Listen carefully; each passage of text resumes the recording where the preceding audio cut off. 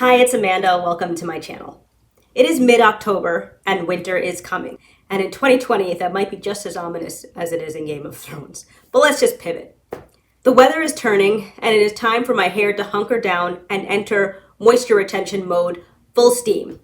Pun intended. Since I big chopped in February and then we quickly went into quarantine, we still are now, so it's pretty much the same, but anyway, this is gonna be my first fall and winter with natural hair.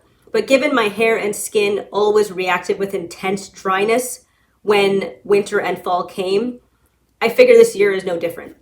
I pride myself on my low manipulation, lazy natural hair routine, but tough times, aka the cold, call for tough measures.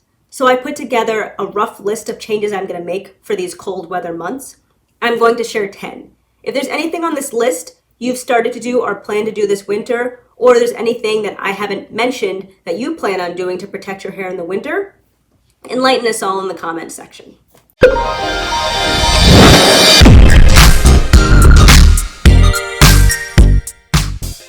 Number one, I'm gonna set up a cool mist humidifier in my bedroom. It's an easy way for me to get some passive moisture while I sleep. I suspect in the colder weather, the air generally just gets drier and my hair is going to pull all of that in. So it's just a nice, easy, and low manipulation technique. Although not no manipulation, but low. I'll need to start stocking up on distilled water again. That's a bit annoying, but it's fine.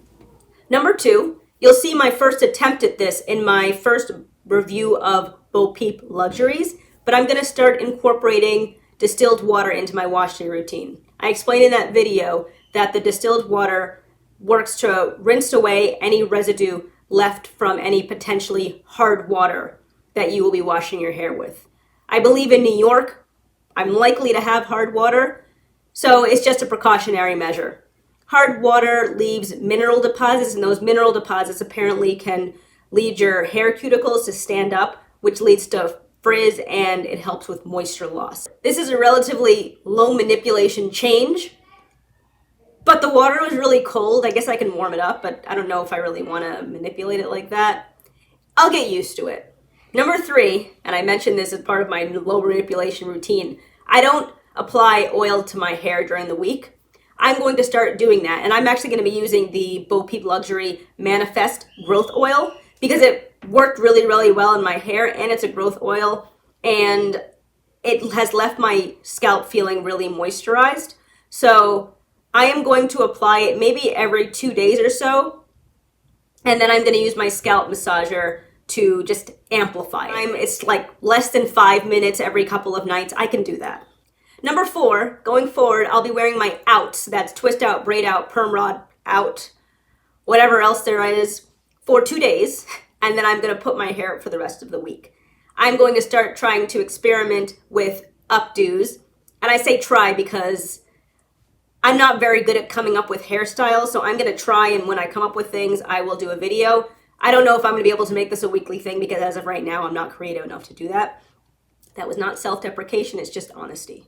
So right now, like all day, I've been thinking about how my hair is just sitting on the back of this sweater. And this is more of a hair getting longer thing. So my hair getting longer and us entering the cold fall and winter months, I don't want my ends rubbing up against my clothes. Not that I wear satin in the summer, but you know, it's bulky and you get it. I don't want my hair rubbing against it. But at the same time, I have to acknowledge that I love these styles. So I am gonna wear it for a couple of days because I have to get some enjoyment out of my hair. It is a lot of months that we're gonna be talking about. But after I've gotten my fix, 2 days or so, the hair's going up. And whatever style I do, before I wrangle my hair into something, I am going to seal my ends with some moisture and an oil to just further protect them. Number five, and this is pretty much in keeping with my current routine, I'm gonna wear silk hats and or scarves when I go outside because I'm not really going many places I can really get away with it. The only place I'm going is to walk Aiden, Layla, and you know, our dog sometimes. So I did go out once a couple of weeks ago. It was at like 2 a.m. and Mia needed to go out for a walk. So I was forced into that. I didn't really plan for it. But the whole time I was walking, we were out there for probably like 12 minutes. I felt so aware of the fact that my hair was just out there because it was windy and it was cold, and I was just thinking about what that was doing to my hair. So just a simple slap cap or a simple just tying a scarf around my head because I don't care. Number 6, and this will be easier said than done, I gotta drink my water. I've been trying so hard to just drink water, but I don't know why it is so difficult. I just don't.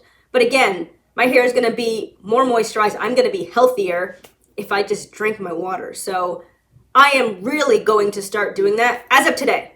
I've already had about 16 ounces. It's like, what time is it? 6:38. So that's pretty bad. But I am going to get in at least 53 ounces of water today.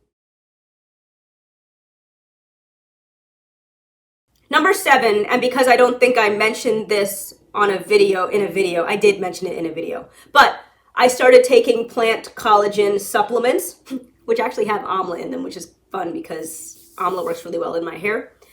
I have been doing this already, but I'm going to continue to take my plant collagen.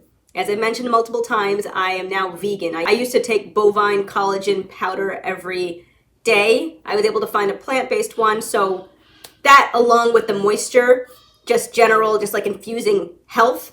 Number 8, and I need to figure out what I'm going to use instead, might just end up being hot oil treatments, but I'm not going to be using the African Pride and the Curl Piece prepoos anymore, just because they contain pegs.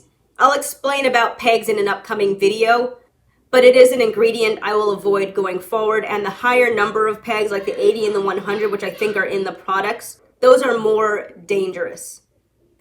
Because I let the prepoos sit in my hair for several hours and then I further work out to really infuse them, for my prepoos, it is going to be very important to me that the ingredients in them are safe by any measure. So I actually don't think I have any rinse out conditioners left. I might just buy one and use that as my prepoo. I could use the melanin, it's on the shelf, you can't see. I would use my melanin multi-use leave-in as a prepoo. I've heard that works really well, but for me, I feel like that's a waste. And because I use it as both a leave-in and a deep conditioner, I don't want to then start using it as a prepoo because I use a relatively large amount of prepoo. Number 9, again, moisture. I'm going to start incorporating my Q-Redo handheld steamer. I will be using my Q-Redo handheld steamer. I was actually going to use it a couple of nights ago. I think because I ended up leaving my Bo Peep Luxuries twists in for a day longer. On the second night, I was going to just steam my twists. I didn't do it because I was tired, and again, you got to fill it with distilled water and then, plug it in, wait for it to heat up, and then use it.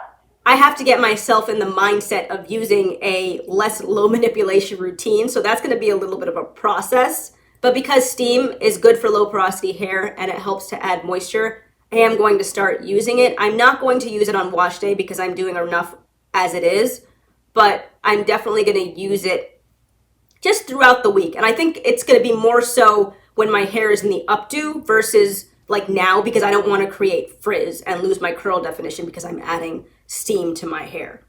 Number 10. So one of the reasons that you use a humectant is because it draws in moisture from the air into your strands. Because it's winter, the air is drier, and it'll work the same way. It'll draw in dryness from the air and just like load it into your hair, which doesn't sound good. So I'm going to try to avoid glycerin and other humectants as I can. That is going to depend, of course, on what is in my stash, because I have products that I'm going through and I think a bunch of them have glycerin.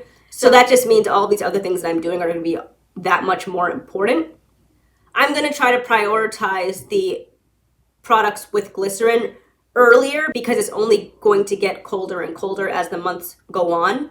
So yeah, that's how I'm going to prioritize it probably. The glycerin-free products will just be later.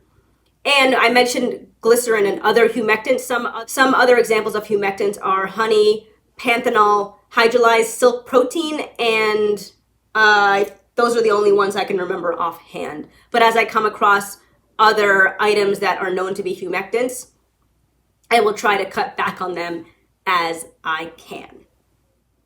So those were the 10 things I'm going to try. We'll see what happens to my hair during the winter with that. I think this is a good set to start with.